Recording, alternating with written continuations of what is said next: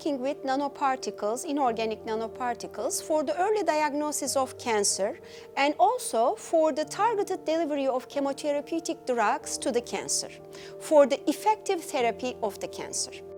In the meanwhile, while I was looking into different approaches in cancer treatment, I came across with an old method of cancer therapy, which is phototherapy. Actually, there are two different versions of that. For example, if a light interacts with a drug, it may produce reactive oxygen species that kills cancer cells. But also what I have seen, sometimes interaction of light with the drug may convert light into heat and can burn out the tumor. So this was very exciting for me because in this field there were a couple of problems. One of the major problems was the type of the light that is used for the phototherapy. In the clinic, usually they use blue light, and blue light has very limited penetration depth. So actually, it could be only used for superficial cancers or for the cancers on the skin.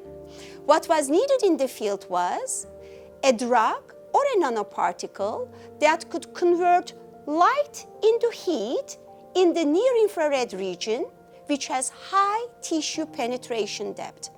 Luckily, at that time, around 2016, my group has an expertise of creating special nanoparticles that can provide medical imaging and also deliver chemotherapeutic agents into tumors selectively. So I had this idea that I could actually excite my special nanoparticles that are specific to selective tumor cells with a laser in the near-infrared region, and I can burn out tumors. And I needed to test this idea with the particles that I produced, but I did not have laser systems. Back in 2005-2006, I started to work with quantum dots. And actually, I did not have any infrastructure to characterize the particles. And at that time, I got help from Professor Alphan Sennaroğlu from the physics department, who has a wonderful lab downstairs. Since he helped me out at the beginning of my quantum dot journey, I actually knocked the door of Alphan Sennaroğlu again, and I told him about my idea and hypothesis, and he decided to help me out. She approached me in targeting certain phototherapy methods in order to kill cancer cells. So we were very excited to actually redirect our collaborative research so that we could use near-infrared lasers for irradiating cancer cells doped with nanoparticles so that we could look at methods of cancer therapy. After a while, because I was known with the targeted nanoparticle technology,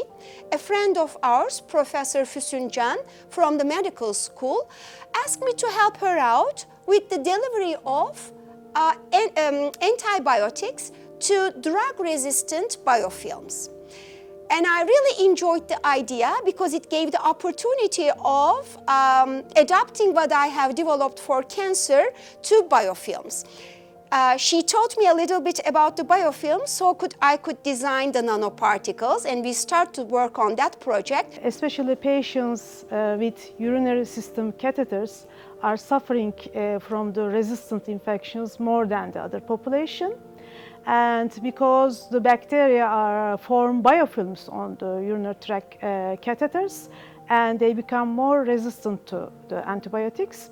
And on my project, I thought that maybe I can find an alternative way to combat these bacteria, to kill these bacteria. My aim was to direct the bacteria to biofilms directly with a carrier cargo system.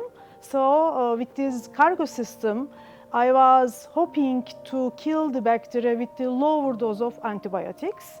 And with a great teamwork and Alphan Hoca, Funda Hoca all together, we created a system, cargo system against bacteria in the biofilms. I asked if she would let me to try photothermal therapy on the eradication of the biofilms, and she was very excited, and we started to work together. I believe this is a very important collaboration because it addresses a very important, challenging problem which would have been impossible to address by an individual group. So when we came together in this collaboration in a multidisciplinary work approach, we came together, we discussed the problem, and we found a solution for this problem. Bringing these disciplines together in an ecosystem that encourages and fosters collaborative research is a luxury to have, and I was blessed with this luxury at Koç University.